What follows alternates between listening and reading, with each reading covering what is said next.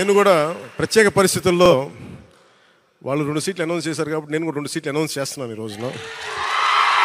అది పరిస్థితులు అలాంటివి. సో నాకు కూడా ఒత్తిడి ఉంటుంది. పాపం చంద్రబాబు గారికి కూడా ఒత్తిడి ఉంటుంది, నాకు కూడా ఒత్తిడి ఉంటుంది. కాబట్టి ఆ ఒత్తిడిని నేను కూడా తట్టుకోవడానికి రిపబ్లిక్ డే రోజున నాకు ఆర్ అక్షరం బాగుందనిపించింది. రిపబ్లిక్ డే RRR లాగా రిపబ్లిక్ డే రోజున రాజోలు రాజానగరం సీట్లు నేను అనౌన్స్ చేస్తాను.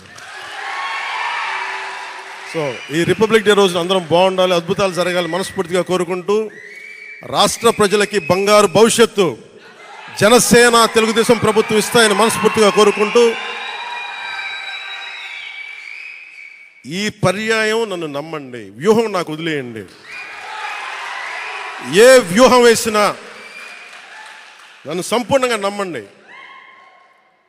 నేను విహంగ వీక్షణం చేస్తాను, మీరు నన్ను నమ్మండి.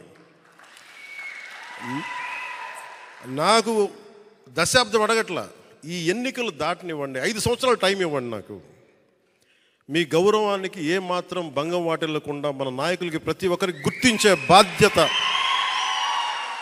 నేను సంపూర్ణంగా తీసుకుంటాం. ఈసారి కలిసి పనిచేద్దాం. ఎప్పుడు విడిపోయి మనం పలచన పడిపోయాం. ఈసారి కలిసి ఉందాం, చిక్కగా ఉందాం.